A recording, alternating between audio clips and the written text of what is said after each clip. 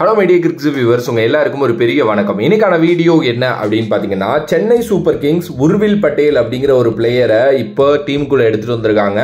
இன்னும் 3 மேட்ச் தானே இருக்கு, எதுக்கு ஒரு ரீப்ளேஸ்மெண்ட் பிளேயர் அப்படிங்கிற கொஸ்டின்லாம் நிறைய பேருக்கு இருக்கும்.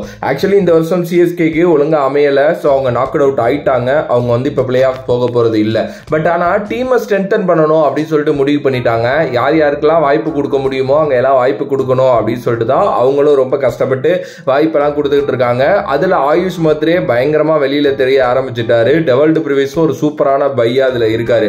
இப்போ இந்த வரிசையில மேபி உர்வில் பட்டேல் அமைவாரா அப்படிங்கறது வந்து நம்ம பார்க்கலாம். வான்ஸ் பேடி இந்த வருஷம் ரொம்ப எக்ஸ்பெக்டட் பண்ண ஒரு பிளேயர் தான் அவரு. பட் அவருக்கு ஒரு சின்ன ஆங்கிள் நிகழ் இருந்ததுனால ஒரு இன்ஜுரி ஆயிருச்சு. ஸோ அதனால அவர் வந்து இந்த சீசனை விட்டு ரூல்ட் அவுட் ஆகுறாரு. ஓகே, போன மேட்சே அவர் விளையாண்டுருக்க வேண்டியது, பட் அவரோட இன்ஜுரினால தான் அவர் விளையாடல. அண்ட் சென்னை சூப்பர் கிங்ஸ் வந்து அதனால தான் தீபக் கூட விளையாட வச்சாங்க. அது தெரியாம அதுக்குள்ள நிறைய பேர் கரிச்சு கொட்டிட்டோம். இப்போ என்னன்னா, உர்வில் பட்டேல் வான்ஸ் பேடிக்கு பதிலா உள்ள வந்திருக்காரு. யார் இந்த உர்வில் பட்டேல் அப்படின்னு கேட்டீங்கன்னா, இவரோட ஃபுல் நேம் உர்வில் முகேஷ் பட்டேல். 1998ஆம் ஆண்டு மெகசனால வந்து பாத்தீங்க அப்படின்னா அக்டோபர் 17ஆம் தேதி பிறந்தாரு. ஸோ வயசு வந்து ஒரு 26 வயசு. இவர் வந்து ஒரு விக்கெட் கீப்பர் பேட்டர், ஒரு right handed batsman. Okay, Ruturaj Gaikwad இன்ஜூரியா இருந்த டைம்லயே மிட் சீசன் ட்ரையலுக்கு இவர் வந்து சிஎஸ்கே கேம்ப்ல ஜாயின் பண்ணியிருந்திருக்காரு அந்த டைம்ல.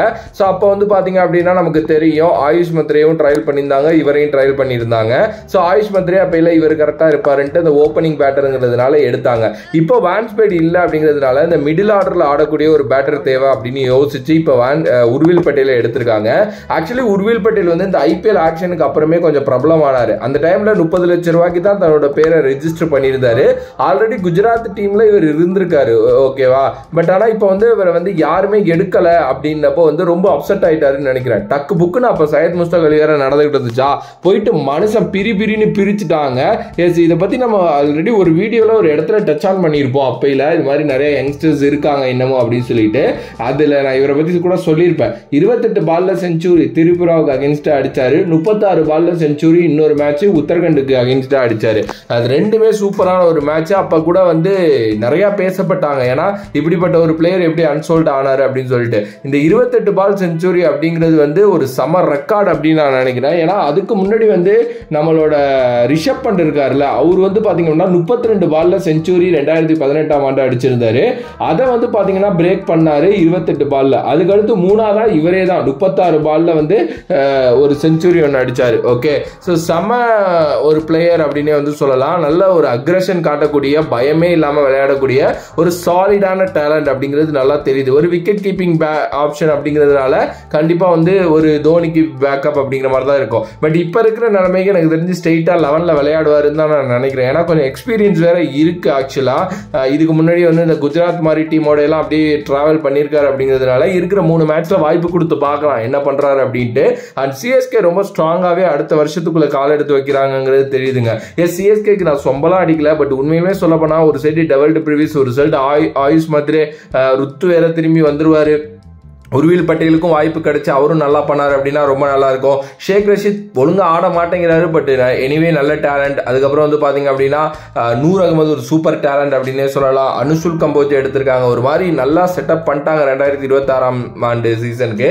பட் எனக்கு தெரிஞ்சு இதெல்லாம் இவங்க முன்னாடியே பண்ணிருக்கணும். டூ லேட் அப்படின்னு தான் நான் நினைக்கிறேன். பட் ஓகேங்க, தப்புல இதுதான் நிறைய விஷயங்கள் கத்துக்கலாம். அண்ட் உர்வில் பட்டேல் அவர் வந்து பாத்தீங்க அப்படின்னா ஒரு நல்ல டேலண்ட் அப்படின்னு தான் எல்லாருமே சொல்றாங்க. சூப்பரா ஆடிட்டு இருக்காரு டொமஸ்டிக் கிரிக்கெட்ல கடந்த ஃபியூ இயர்ஸா. ஈவன் தான் அந்த T20 அந்த சையத் முஸ்தாக் அலி எல்லாம் முடிஞ்சதுக்கு அப்புறம் ரஞ்சில வந்து அங்க ஒரு 150 அடிச்சிருக்காரு. ஸோ அதனால எல்லா ஃபார்மேட் பிளேயராகவும் தான் அவர் வந்து பாத்தீங்கன்னா தெரியுறாரு.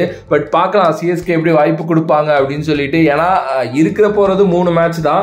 ஸோ இதுக்கப்புறமும் வந்து வெற்றிக்காக நம்ம விளையாட தேவையில்லை. யார் யாரெல்லாம் விளையாடுறாங்க நல்லா, அடுத்த சீசனுக்கு யார் யாரெல்லாம் தேருவாங்க அப்படின்னு சொல்லிட்டு பார்த்துட்டு அப்படியே வந்து பாத்தீங்க அப்படின்னா இது பண்ணலாம் அப்படின்னு தான் நான் நினைக்கிறேன்.